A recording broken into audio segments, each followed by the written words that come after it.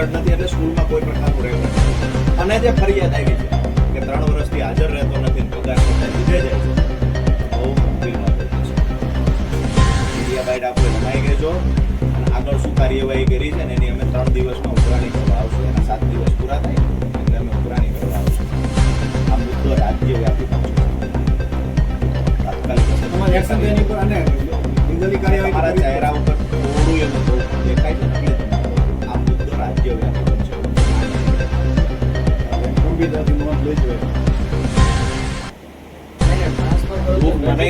મારા જિલ્લામાં આ પરિસ્થિતિ છે.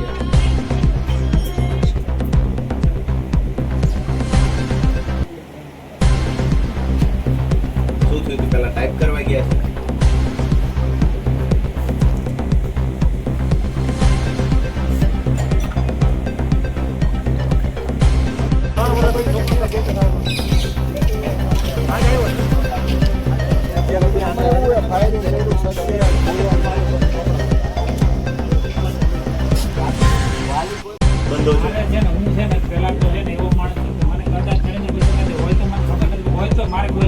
તો ખોટું તમારા હાથે તો થયું છે. એ તો હવે અમારી પાસે મોનિટરિંગ સ્ટાફની પણ થોડી કમી રહી છે અને મેકઅપ સ્ટાફની પણ કમી. બાકી મારા ઉપર દબાણ કરે ને આજે કોઈ એવું તો અચ્છા, તો દબાણ વગેરે તો આ સરકારની તિજોરી લૂટી ગયો તમારી સહિત, તો મૂર્ખ બનાવ્યા તમે. તો અમે એવું માનીએ કે તમને મૂર્ખ બનાવ્યા. સાહેબે એવું કીધું, સાહેબમાં ખૂબ હિંમત છે. સાહેબે એવું કીધું મારી ઉપર દબાણ કરે એવું ગુજરાતમાં કોઈ માણસ નથી. તો આ માણસે જે કર્યું મૂર્ખ બનાવ્યા કહેવાય આપણે. પણ મોનિટરિંગ સ્ટાફની થોડી કમીના લીધે માહિતી પૂરતી સમયસર પહોંચી નથી કે ભાઈ આ વ્યક્તિ 3 વર્ષથી નથી ગયો.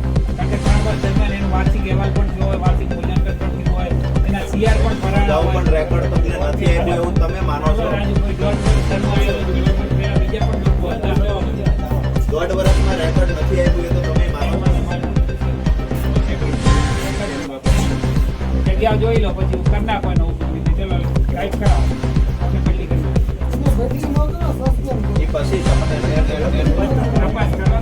એનો જવાબ તમારી પાસે આવે પછી સાંભળો. 3-4 વર્ષથી 3-4 વર્ષથી સિકંદર ખાન કુરેશી નામના પ્રિન્સિપાલ ભવાનીગઢ માધ્યમિક શાળામાં ગયા નથી. દર મહિને પ્રિન્સિપાલ સિકંદર ખાનનો પગાર એના ખાતામાં જમા થાય છે સાહેબ.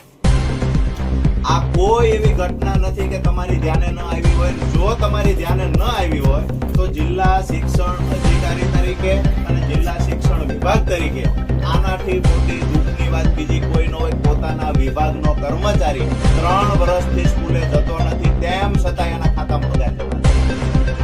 એ માણસ આજે સ્કૂલે ગયો, કોઈ બે લેડીઝને ત્યાં શિક્ષિકા તરીકે હાજર કરવાના છે એટલે માણસ આજે 3 વર્ષે સ્કૂલે ગયો. વચ્ચે ક્યારેક કોઈ આ કોઈને હાજર કરવાના હોય, બહારથી ઇન્સ્પેક્શન આવતું હોય, જતા હશે માનીએ છીએ, પણ 3 વર્ષમાં ગામના લોકોએ આ પ્રિન્સિપાલને જોયા નથી કે સ્કૂલમાં ભણતા બાળકોએ પ્રિન્સિપાલને જોયા નથી. મને એટલું થયો આ બેદરકારી પણ અમારી મોનિટરિંગ સિસ્ટમની બેદરકારી. કારણ કે સીઆરસી કોઓર્ડિનેટર, બીઆરસી કોઓર્ડિનેટર, જિલ્લા લેવલે એડીઆઈ, ઈઆઈ, ડીઓ આ બધી મોનિટરિંગ સિસ્ટમ છે.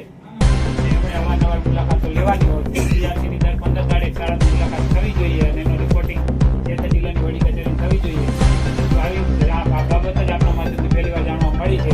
ત્યારે લેખિતમાં આવ્યું છે અમારી પાસે વડીલો દ્વારા કે અહીંયા આગળ શિક્ષક જે છે એ કાંઈ જતા જ નથી 3 વર્ષથી. ત્યારે અમે તાત્કાલિક તપાસ સોંપીને બહાર પડી જાય તમારે ત્યાં આવ્યા સબમિટ થઈ ગયો છે અને અમે એને 7 દિવસ માટે એના જવાબ માટે બોલાવેલા છે. 7 દિવસ થાય એના ક્યાં ભણે છે? એક ભણે છે એસએનમાં એક ભણે છે. મતલબ 2 ખાનગી શાળાઓમાં ભણે. તો અમારે સરકારને બરાબર છે. જિલ્લા શિક્ષણ અધિકારીના બાળકો ખાનગી શાળામાં ભણે છે. અહીંયા રહેલા માલધારી, કોળી, ઠાકોર સમાજના બાળકોને ભણવા જવું છે, ત્યાં માસ્તર નથી, નિશાળ નથી, છતાંય અહીંયા ત્યાં રજૂઆત કરવા આવે છે. માસ્તર ઘરે બેઠા પગાર લે. તમારા પેટનું પાણી હલતું નથી. શું કરવાનું છે કયો સર?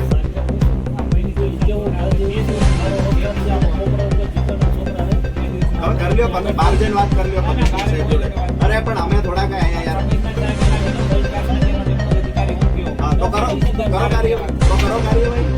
દસ્તાવેજની ચોરી કરી છે, ઘરે રાખી આવી છે. એના માટે કાર્યવાહી તમે કાર્યવાહી કરો સાહેબ. અમે કોઈ પ્રેશર તમારી પર કરતા નથી. આજે એક એઝ એ વાલી બની આજે અમે ભવાનીગઢ ગામ આખું પોતાના બાળકોના ભણતર માટે અહીંયા ભીખ માંગવા આવ્યું છે. અમે તમારી માથે પ્રેશર કરતા નથી. 3 વર્ષથી જે પ્રિન્સિપાલ આવ્યો નથી એ પ્રિન્સિપાલને તમે બદલી કરો. એ પ્રિન્સિપાલ 3 વર્ષથી આવ્યો નથી, એનો પગાર જમા થયા એનો હિસાબ માંગો, રિકવર કરો. એ પ્રિન્સિપાલ 3 વર્ષથી આવ્યો નથી, રેકોર્ડ ઘરે લઈ ગયો, એના પર દસ્તાવેજ ચોરીનો કેસ કરો. આ બધું કરવામાં તમારે સમય અઠવાડિયાનું લાગે, ટ્રાન્સફર તો અત્યારે જ જોઈએ છે. બરાબર છે. તમને એવું લાગતું હોય કે અમારા પ્રિન્સિપાલે શિક્ષણ જગત માટે સારું કામ કર્યું છે, તો જેથી થવા દો દુનિયા.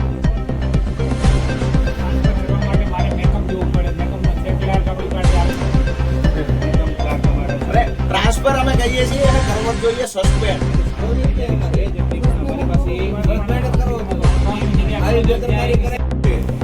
વિષય આપવામાં આવ્યો છે કે શાળામાં રેકોર્ડ નહીં મળવા બાબત, મતલબ તમે સ્વીકાર્યું છે કે રેકોર્ડ મળ્યું નથી.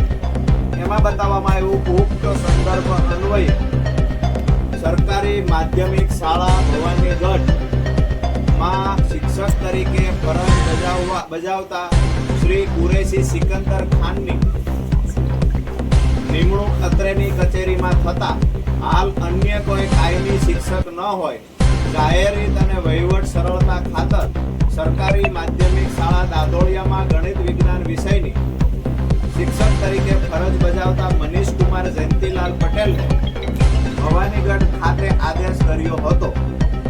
પરંતુ શ્રી પટેલે આપની શાળામાં, એટલે જે ભવાનીગઢના શાળામાં દાદોળિયાના શિક્ષકને મોકલવામાં આવ્યા, તે શિક્ષકે ફરિયાદ કરી કે આપની શાળાના રેકોર્ડ નહીં હોવાથી આવેલા શિક્ષકે ચાર્જ સંભાળ્યો નથી. વધુમાં તેઓની નવી શાળામાં આદેશ થતા સરકારી માધ્યમિક શાળા લીયા તાલુકો મૂળીમાં શિક્ષક તરીકે ફરજ બજાવતા શ્રી દેવજીભાઈ કાળુભાઈ સોલંકીના શાળાના આચાર્ય તરીકે વધારાનો આદેશ થયો હતો. સોલંકી પણ આપની શાળાના રેકોર્ડ ન હોવાથી શાળાનો ચાર્જ નહીં સ્વીકારવાની અત્રેની કચેરીએ જાણ કરેલ છે. મતલબ પહેલા દાદોળિયાના શિક્ષક જે આવ્યા ભવાનીગઢ, એને એવું કહ્યું અહીંયા રેકોર્ડ નથી એટલે હું ચાર્જ નહીં સંભાળું. પછી એ પાછા જતા રહ્યા. પછી બીજા શિક્ષક લીયાથી એને પણ એવું કહ્યું અહીંયા રેકોર્ડ નથી ભવાનીગઢ શાળામાં એટલે હું ચાર્જ નહીં સંભાળું. આ બે શિક્ષકોએ તમને ઓન પેપર કહ્યું, તમે આમાંને નોટિસ મોકલી, તેમ છતાંય કાગળિયા નથી, ફાઇલ નથી, રેકોર્ડ નથી, શિક્ષક સ્કૂલે જતો નથી, તેમ છતાંય દર મહિને તમારી સહીથી શિક્ષકના ખાતામાં પગાર જમા થાય. જે છે એ બધું આ એક કાગળમાં આખી વિગત છે ને આ કાગળ તમારી ઓફિસથી ગયેલું છે.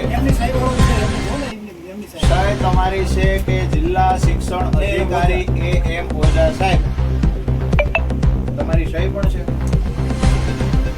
છતાંય માણસ હજુ નોકરી કરે છે, છતાંય એ માણસને હજુ પગાર મળે છે. જબર સિસ્ટમ ચાલી રહી છે. આવા કેટલા શિક્ષકો હોય છે અંદાજે સાહેબ?